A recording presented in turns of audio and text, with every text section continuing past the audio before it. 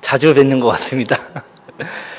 교회는 요즘에 교회에 대해서 연구하시는 학자들의 글들에 아직 분명하게 설명은 안 되는데요. 교회를 말할 때 이렇게 얘기합니다. 교회에는 생로병사가 있다라고 이야기하더라고요. 우리 사람의 일평생을 살아가는 여정 속에서 생로병사가 있듯이 교회도 똑같이 생로병사를 겪더라 하는 것이 통계적으로 밝혀졌다라고 이야기합니다. 근데 그 이야기가, 그 주장이 일리가 있는 것 같습니다. 우리 주변에도요, 새로 신생되는, 개척되는 교회죠. 개척되는 교회가 있습니다. 신생아적인 교회들이 있습니다. 그리고 그 교회가 자라다 보면은요, 어떨 때는 굉장히 활발하게 성장해서 건강해서요, 많은 일도 감당하고 그렇게 되게 멋있는 건강한 모습을 가진 청년적인 교회도 보이고요. 청년적인 교회로서 일을 감당하다 보면은 또 그 안에 어떤 문제들이 발생이 되고요. 그러면서 병이 들기도 합니다. 그래서 태어나서 교회는 자라가고 때로는 건강하기도 하고요. 그리고 병이 들 때도 있습니다. 그리고 안타깝게도 문을 닫는 교회들도 종종 많지는 않지만 발견됩니다. 이것을 보면서 교회에 대해서 공부하시는 분들은 교회에게는 생로병사가 있다라고 이야기합니다. 우리 교회가 이제 60주년을 맞아가고 있습니다. 이 69주년에 대해서 생각을 할 때요, 저는 부부 관계에 대해서 한번 생각을 해보면 어떨까라는 생각이 들었습니다. 한 남자와 여자가 만나서 결혼을 하고요, 아름답게 사랑을 싹 튀어가고요, 그러다 보면 그 사랑이 어떻게 되죠? 뜨거울 때도 있고요, 식을 때도 있고요. 지금 혹시 30년 부부 생활하신 분 계신가요? 죄송합니다. 30년은 너무 작다. 예, 우리 박장로님. 40년 계신가요? 50년 있으신가요? 50년 있으시네요. 60년 혹시 있으신가요? 네. 어떠십니까? 부부 생활 이렇게 하다 보면은 점점 어떻게 되어가나요? 제가, 네? 50주년, 네. 제가 이제 한국에서는 그런 모습을 보지 못했는데, 외국에서 공원을 주일 오후에 끝나고 집에 이렇게 돌아오는 길에 보면은 한인들이, 아르헨티나 부에노스아이레스 한인들이 사는 곳에 차카부코, 이름이 재밌죠? 차카부코라는 큰 공원이 있습니다. 센트럴파크 같은 건데요. 센트럴파크는 따로 있고요. 센트럴파크보다 더 큰 차카부코 공원이 한인타운에 있습니다. 그러면요, 거기에 백발이 성성하신 할머니, 할아버지가 손을 이렇게 잡고 유유히 산책하시는 모습을 가끔 발견을 해요. 또 제가 칠레 남부에 있는 제가 등산을 좋아하거든요. 등산 코스를 이렇게 가는데, 저는 열심히 막 가고 있는데요, 앞에서 외국인 할아버지, 할머니가 천천히, 멀리서 봐도요, 한 10분 걷다가 잠깐 쉬셨다가 10분 걷다가 쉬셨다가, 짐도 안 들고, 저는 배낭 이만한 거 들고요, 가는데 백발이 성성하신 분이 손을 잡고 같이 이렇게 천천히 산책하듯이 등산을 하시더라고요. 그래서 저도 이제 힘들어서 그분들하고 같은 자리에 앉아서 있으면서 여쭤봤어요. 어디서 왔냐더니 호주에서 왔다고 하시더라고요. 그래서 지금 왜 짐도 안 갖고 그러니까는 짐은 이제 돈 내는 유료 숙박소에 놔두고 이렇게 천천히 여행한다고. 그리고 포터를 이용해서 짐을 이동하고 우리는 이렇게 이렇게 등산한다고 이야기하더라고요. 그걸 보면서, 나도 저렇게 늙었으면 좋겠다. 내 사랑하는 사람과 나의 아내와 백발이 성성해서 저렇게 손잡고 공원 산책도 하고 그랬으면 좋겠다라는 생각이, 마음속에 그 꿈이 있습니다.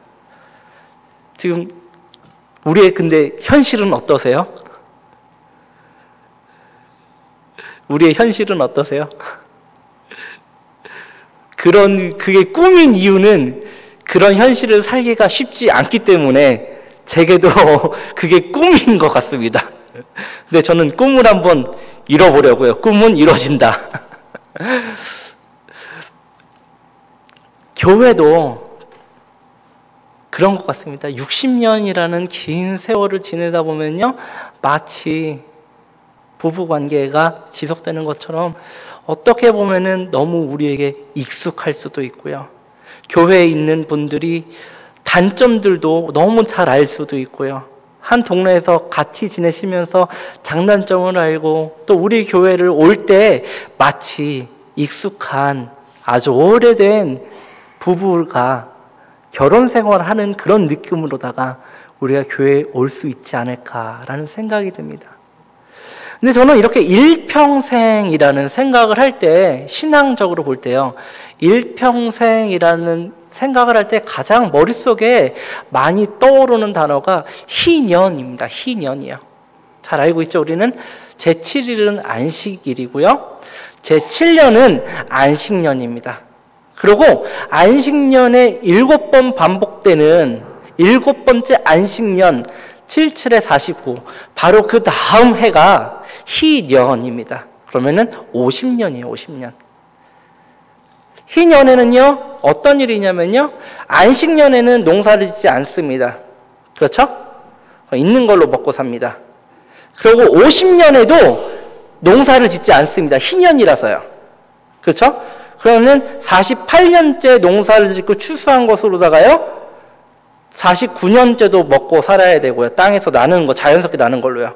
그리고 49년째도 농사를 짓지 않고 50년째도 농사를 짓지 않기 때문에 50년째에도 48년째 난 소출과 땅에서 자연스럽게 나는 소출로 먹고 살아야 되고요. 그리고 51년째 이제 농사를 질 수 있습니다. 그럼 51년째는 무엇으로 먹고 사나요? 48년째 되던 해에 소출로 다 먹고 삽니다. 그러면요, 49년, 50년, 51년, 3년을 일을 하지 않고요, 48년째 소출한 소출을 가지고 또 땅에서 자연스럽게 나는 열매를 가지고 3년을 먹고 살아야 됩니다. 이것이 희년의 법이에요. 근데 한 가지 더 생각해 보면은요, 희년은 한 사람의 일생에 몇 번 맞이할 수 있는지 한번 생각해 봤으면 좋겠습니다. 희년은 한 사람의 평생에 몇 번 지낼 수 있을까요? 2번이요? 1번이요? 2번. 왜 2번일까요? 120살 살아야 되니까요. 120살까지 사시면은요, 3번까지 가능합니다. 왠지 아세요? 희년에 태어나면 돼요. 희년에 태어나고 120까지 살면은 3번인데요. 이스라엘 민족은요, 요즘에 100세라고 하지만 이스라엘 민족은 몇 살까지, 그 당시에 몇 살까지 살았을까요? 60세 살면 많이 살았겠죠. 그쵸? 그러면은 자기가 의지적으로 희년을 지킬 수 있는 것은 몇 번일까요? 딱 1번이에요. 그래서 저는 인생 최고의 믿음의 도전이 희년이라고 생각합니다. 3년 동안 일하지 않고요, 3년 동안 땅에서 하나님께서 주신 것으로다가 먹고 살면서 내 인생을 책임져 주시는 분은 하나님이십니다 라고 고백하는 것이 바로 희년이라는 생각이 들어요. 자, 그럼 저희 교회는 이제 60주년을 맞고 있잖아요. 6월달에 60주년. 50주년 때 우리 교회는 어땠었나요? 우리 교회의 희년은 어땠었나요? 10년 전에 우리 교회는 믿음의 도전을 해봤었나요? 그 상황이 어땠었나 한번 되돌이켜 봤으면 좋겠습니다.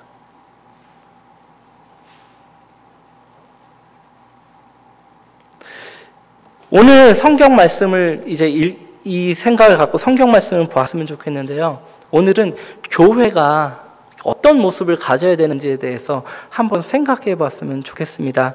오늘 말씀을 보니까 25절에 어떤 율법교사가 일어나서 예수를 시험하여 이르되 선생님 내가 무엇을 하여야 영생을 얻으리이까?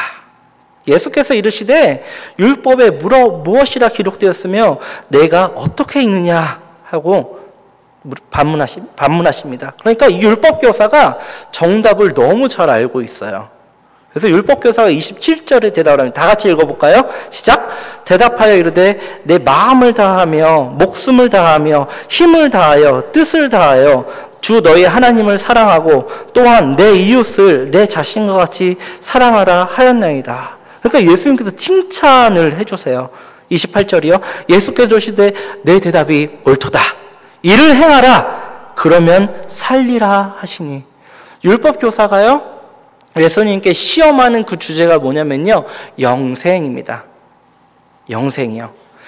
영생을 얻으려면 영원한 생명을 가지려면은 예수님 당신은 무엇이라 생각하십니까? 예수님 율법교사는 그 정답을 알고 있어요. 하나님을 사랑하고 이웃을 사랑하라.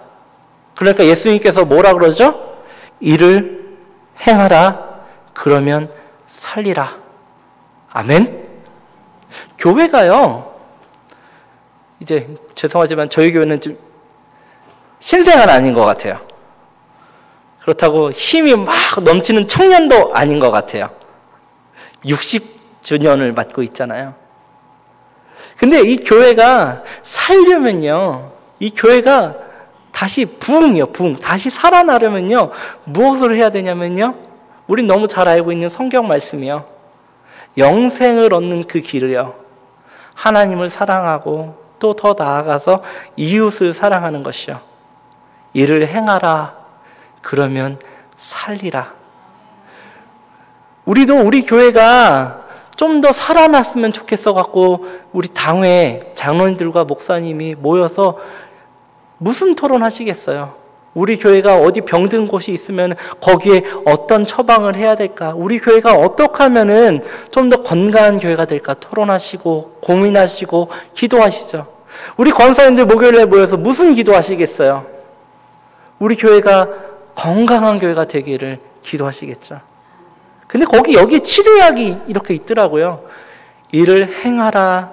그리하면 살리라. 우리 교회의 치료약은요, 말씀을 듣고 그 말씀에 가리키는 대로 행할 때 바로 그것이 우리 교회에 필요한 치료약일 줄로 믿습니다. 할렐루야. 그러면서 예수님께서 정확한 예를 들어주십니다. 그러니까 이 사람이 자기를 옳게 보이려고 예수께 여쭤도 그러면 내 이웃이 누구니까 물어보니까요. 예수님께서 정확하게 설명을 해주십니다. 예수께서 대답하여 이르시되 어떤 사람이 예루살렘에서 여리고로 내려가다가 강도를 만나매 강도들이 그 옷을 벗기고 때려 거의 죽은 것을 버리고 갔더라. 마침 한 제사장이 그 길로 내려가다가 그를 보고 피하여 지나가고 또한 이와 같이 한 레위인도 그곳에 이르러 그를 보고 피하여 지나가되 제사장도 그를 보고 피하여 지나가. 정당한 이유가 있습니다. 왜냐면요, 혹시 죽었으면은 그 사람을 만지면은 제사장의 몸이 어떻게 되냐면 부정해져요.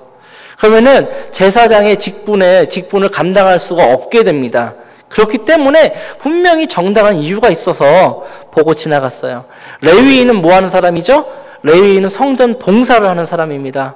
레위인도 만약에 죽은 사람을 만지면은 몸이 부정해져서 성전 봉사를 할 수가 없게 돼요. 그래서 어떻게 보면은 정당한 이유가 있어서 안 만진 것이라고 우리는 한편 이해할 수가 있습니다. 근데요, 여기서는 오늘 본문에서는요, 그것보다 더 중요한 대조가 있어요. 하나는요, 하나님의 사람이고요. 하나는요, 하나님의 회중에 들지 못하는 사마리아 사람이라는 것입니다. 하나님의 사람은요, 오늘 본문을 보면요, 하나님의 사람인데 사마리아 사람보다 이웃사랑을 못하는 모습을 예수님은 보여주고 있는 것입니다. 그래서 33절부터 보니까 어떤 사마리아 사람은 여행하는 중에 거기 이르러 그를 보고 불쌍히 여겨 가까이 가서 기름과 포도주를 그 상처에 붓고 싸매고 자기 짐승에 태워 주막으로 데리고 가서 돌보아 주니라. 그 이튿날 그가 주막 주인에게 데나리온 2를 주며 이르되 이 사람을 돌보아 주라. 비용이 더 들면 내가 돌아올 때 갚으리라 하였으니. 근데 이 모습이요, 이 모습 그대로요, 우리 마태복음 25장 31절을 가서 봤으면 좋겠습니다. 본문 놔두시고요. 25장 31절이요. 마태복음이요. 제가 읽겠습니다.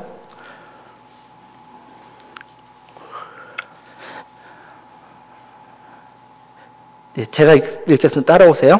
인자가 자기 영광으로 모든 천사와 함께 올 때 자기의 영광의 보좌에 앉으리니 모든 민족을 그 앞에 모으고 각각 구분하기를 목자가 양과 염소를 구분하는 것 같이 하여.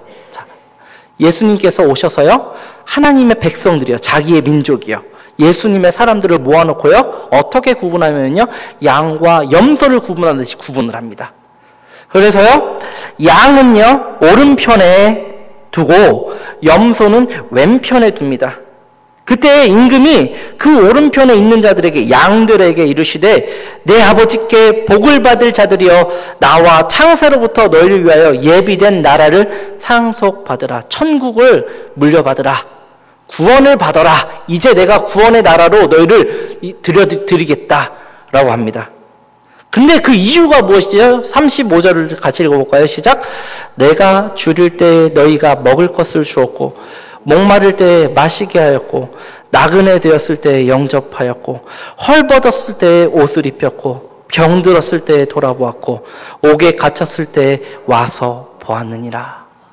근데 37절을 보니까요, 이 양들이요, 의인들이 대답을 하는데 이 의인들이 예수님께서 하시는 말씀을 이해하지 못합니다. 그래서 이렇게 얘기하죠. 이에 의인들이 대답하여 이르되 주여, 우리가 어느 때에 주께서 줄이신 것을 보고 음식을 대접하였으며 목마르신 것을 보고 마시게 하였나이까? 어느 때에 나그네가 되신 것을 보고 영접하였으며 헐벗으신 것을 보고 옷 입혔나이까? 어느 때에 병드신 것이나 옥에 갇히신 것을 보고 가서 배웠나이까? 지금 예수님, 육체로 부활하신 예수님이 이 땅 가운데 계신가요? 육체로 부활하신 예수님께서 이 땅 가운데 평택시에 오시나요? 아니요, 안 오세요. 지금 하나님 우편에 앉아 계십니다. 그러니까는 이 사람들이요, 아니 예수님, 우리가 언제 예수님께 물을 드렸고, 우리가 언제 예수님께 음식을 드렸고, 우리가 언제 예수님에게 옷을 해드렸고, 우리가 언제 예수님 아프실 때 돌봐드렸습니까? 우리는 예수님을 본 적이 없는데요. 그러니까 예수님께서 이렇게 대답하십니다. 40절이요. 임금이 대답하여 이르되 내가 진실로 너희에게 이르노니 너희가 여기 내 형제 중에 지극히 작은 자 하나에게 한 것이 곧 내게 한 것이니라 하시고. 우리 살아가는 이곳에 있는 지극히 작은 자요, 가난한 자, 멸시받는 자, 힘들어하는 자, 고통 가운데 있는 자를 돌아본 것이 누구에게 한 행동으로 예수님은 인정하십니까? 자기 자신에게 하신 행동으로 예수님은 인정하십니다. 그리고 주위에 있는, 내 주위에 보이는 가난한 자, 필요한 자, 고통 가운데 있는 자, 병든 자, 이런 사람들을 돌아본 자들을 예수님은 뭐라고 칭하시죠? 의인이라고 칭하십니다. 그리고 한 예수님께서 오른편에 두시고요, 뭐라고 말씀하시죠? 창세 전부터 너희를 위해 예비된 나라를 상속받으라. 아멘.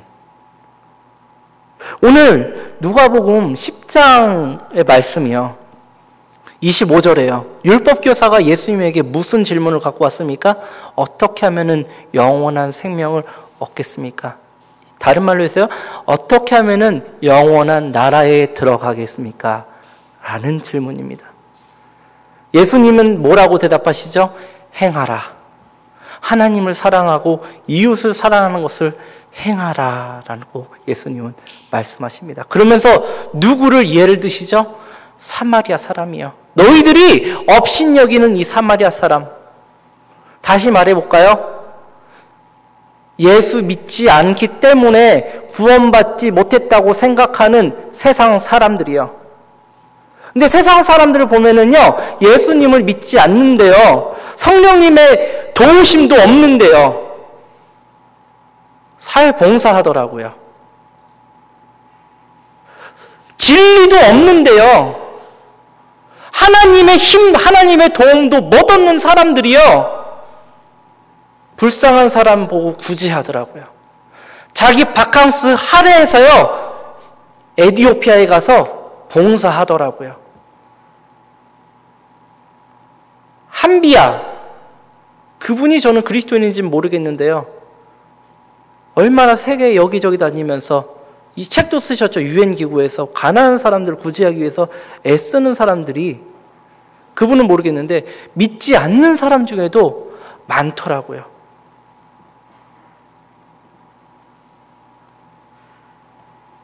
그런 사람들이 오늘의 사마리아 사람인 것 같습니다. 그러면요, 우리는요, 천지를 지으신 무한하신 능력을 가지신 하나님과 함께 동행하는 우리는요, 말할 수 없는 능력으로 우리를 일으켜 세우시면서요, 우리에게 날마다 끊이지 아니하는 열정을 주시면서요, 우리 마음에 불을 지펴주시면서요, 우리를 인도하시고 보호하시는 성령님의 도우심을 받고 살아가는 우리들은 어떻게 해야 될까요? 예수님은 말씀하십니다.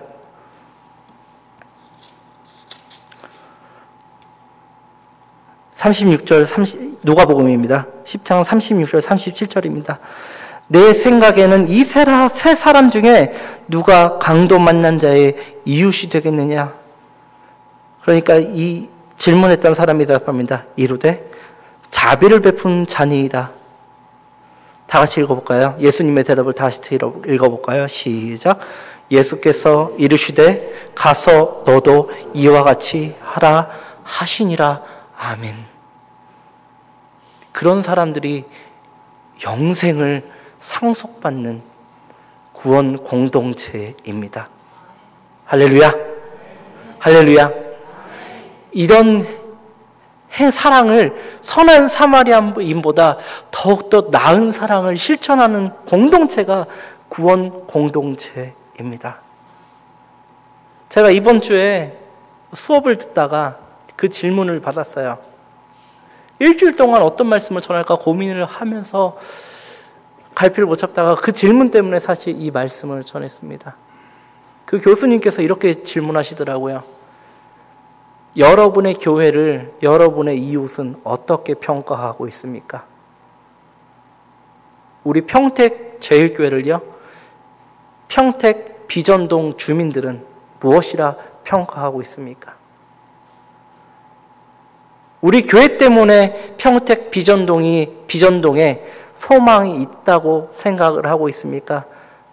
아니면 만일 생로병사 과정 가운데 우리 교회가 사라졌다고 생각을 할 때요, 그럴 일은 절대로 없겠지만요, 만약에 그랬을 때 평택 비전동 주민들은 슬퍼할까요?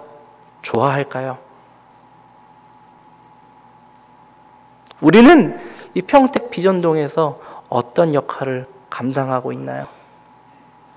제가 지지난주였나요? 목사님께서 각 전도회 회장님들, 전도회들에게 할 사업을 하나씩 정해서 와달라고 부탁하시는 광고 말씀을 들었습니다. 그때 제가 생각났던 것이 하나가 있어요. 제가 아르헨티나에서 한 5년 정도 파트타임을 했던 교회인데 통합적 교회입니다. 근데 그 교회가 참 잘했던 것이 있고 그 시간만큼 제가 무슨 일이 있어도 꼭 가서 함께 동역했던 사역이 있는데 뭐냐면은 교회에서 조그만 창고 하나를 교회 안에 만들어 갔고요. 거기다가 꼭 필요한 생필품 있잖아요. 쌀도 있고요. 외국 사람들 쌀 많이 먹습니다.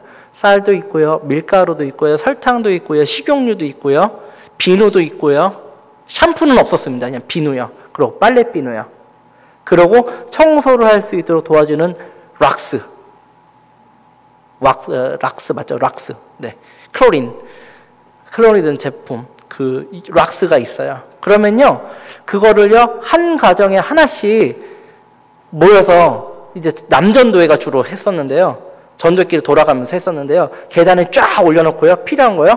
그럼 저랑 같이 봉지 하나씩 들고요. 그걸 큰 봉지에 하나씩 다 담습니다. 그래갖고요, 그거를 가난한 사람들이 워낙 많잖아요. 교회에서 감당하기 힘들잖아요. 그거를 어떻게 했냐면요, 그 지역에 있는 사회복지부에게 가서요, 우리 교회에서 일주일에 30가정에게 생필품 일주일치를 공급할 테니 사회복지부에서 복지사들이 알고 있는 필요한 가정들을 우리에게 30가정씩만 알선해 주십시오라고 해서요, 사회복지사가 그 당시에 그 자리에 나옵니다. 현지인 사회복지사가요. 그럼 저희랑 같이 앉아서요, 저희 교회에 앉아서 그 복지사가 갖고 온 리스트 있잖아요. 그 리스트에 등록되어 있는 꼭 필요하신 분들 30가정에게 그거를 나눠줬어요. 복음을 전하진 않았어요. 근데 그 사회복지사가 그걸 몇 년을 같이 하고 하다 보니까요, 사회복지사가요, 저에게, 한국말은 아니죠, 당연히. 저에게, 너희들은 참 좋은 교회 같다라고 얘기하더라고요. 참 괜찮은 교회다라는 얘기를 하더라고요. 그리고 제가 그 교회를 사임하기 얼마 전에는요, 이슬람 사회복지사가 머리에 이렇게 두건 같은 걸 이렇게 쓴 실제 이슬람 여자 사회복지사가 저희 교회에 와서요, 신앙적인 이야기를 저랑 논의한 적도 있습니다. 그걸 보면서요. 그래서 저는 그들에게 그리스도의 복음과 교회의 정체에 대해서 간단하게 설명도 하고요. 이런 일들이요, 충분히 우리는 감당할 수 있을 거라고 저는 생각됩니다. 그리고 우리 집 옆에 이웃들과 우리는 어떤 관계를 지내고 있는지, 그거에 대해서 한번 생각해 보았으면 좋겠습니다. 우리 신안고등학교, 신안중학교는 우리 교회에 대해서 어떻게 생각하고 있을지 생각해 봤으면 좋겠습니다. 그래서 저는요, 축복의 통로, 우리들이 축복하고 찬양하는데요, 진짜 축복의 통로가 되었으면 좋겠어요. 그래서 비전동에 있는 평택제일교 때문에 우리 비전동이 참 복받았다라는 고백이요, 믿지 않는 사람들에게도 나왔으면 좋겠어요.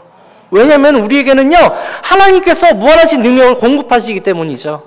성령님께서요, 기도만 하면요, 우리에게 힘을 주시기 때문이죠. 일반 사회복지하는 사람보다도요, NGO 활동하는 사람들보다도요, 우리는 더 큰 일들을 감당할 수 있는 것이 바로 교회입니다. 왜요?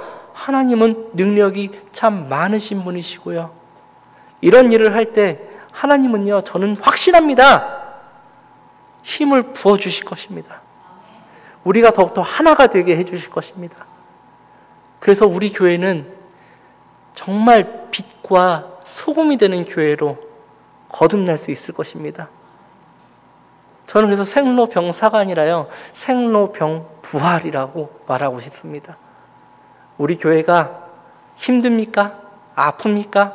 하나님의 말씀에 순종할 때 우리 교회는 부활할 것입니다. 새로 영적인 힘을 얻을 것입니다. 아까 전도사님, 아까 우리 마지막에 했던 찬양 가사 한번 띄워주시겠어요? 밖에서 인사하다가 이 찬양 가사를 처음 들었어요. 저도 처음 듣고 마음에 감동이 돼서, 저는 이 말씀을 준비하고 있었잖아요. 마음에 감동이 돼서 찬양 연습하실 때 문 열고 이렇게 살짝 들여다봤어요. 찬양을 하고 싶은데 저는 찬양을 모릅니다. 그래서 가사만 한번 읽어보겠습니다. 세상은 어두워만 가고 주를 위해 일어설 한 사람, 주의 심장 가지고 주의 소원 이루어갈 주를 위한 한 사람. 넘겨주십시오. 세상에서 부름받은 사람, 세상으로 나아갈 한 사람, 작은 자가 천을 이루고 약한 자가 강국을 이루리라. 주님이 찾으시는 한 사람. 다 같이 읽어볼까요? 이웃의 눈물 닦아줄 사람, 주님의 손에 들린 촛불 되는 사람, 어두운 세상을 빛으로 밝힐 제자의 길을 가기 원해요. 순종의 길을 가기 원해요. 믿음의 한 걸음 한 걸음으로 주를 위한 한 사람 되리라. 아멘. 이웃의 눈물을 닦아주고요, 이웃에게 빛을 밝혀주는 그 제자의 길을 가기 원합니다. 그 한 사람이 되기 원합니다. 우리는 할 수 있습니다. 그 누구보다 탁월하게 할 수 있습니다. 하나님께서 우리와 함께 하시니까요. 할렐루야. 우리 잠시 말씀을 마치고 한 5분만 기도했으면 좋겠습니다. 권사님 반주해 주시고요. 기도했습니다. 기도한 기도할 때요, 우리가 이 평택 비전동과 용의동에 축복이 되는 교회로 거듭나게 하여 주시옵소서.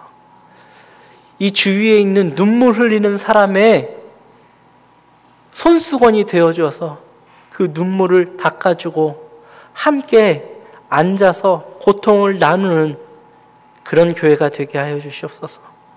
웃는 자에게 가서 함께 기뻐해줘서 기쁨이 2배가 만들어지는 그런 교회의 역할을 감당하게 하여 주시옵소서. 우리 잠시 기도하도록 하겠습니다. 5분만 기도하겠습니다. 할렐루야. 하나님 아버지, 시간에 기도합니다. 아버지, 정말 제자의 길을 가는 아버지 그 교회가 되기 원합니다. 이 비전동, 이 주위 사람들이 평택 제1교회를 통해서 아버지 우리 교회로 인해서 아버지 참 위로를 많이 얻는다라는 그런 고백들이 넘쳐나는 우리의 착한 행동을 통하여 하나님께서 영광을 받으시는 그 일들이 일어났으면 참 좋겠습니다. 하나님, 저희들을 깨닫게 하여 주시옵시고 하나님 세워주시옵소서. 저희 교회가 아버지 힘들어가는 교회가 아니라 이 어려움을 극복해내고 하나님의 말씀에 순종함으로 부활하여 아버지 새 힘을 얻는, 독수리 날개치며 올라감 같은 새 힘을 얻는 아버지 그런 교회가 되게 하여 주시옵소서. 이 주위에 축복이 되는 교회 되게 하여 주시옵소서. 아버지 하나님, 이 선한 사마리아인보다 더 나은 사랑의 실천의 모습을 하나님 앞에 드리는 아버지 그런 삶을 사는 우리 평택 제일교회가 되도록 저희 축복하여 주시옵소서.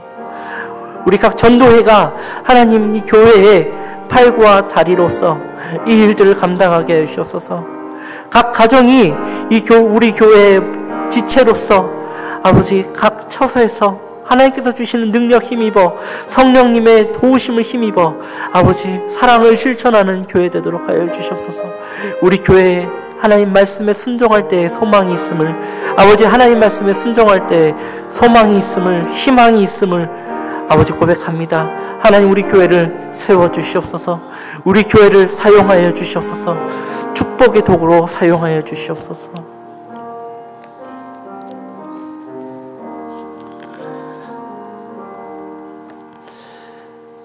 하나님 아버지, 우리 교회가 하나님의 말씀에 순종하기를 지금 다짐하였습니다. 하나님, 우리 교회에 하나님의 능력을 부어 주시옵소서.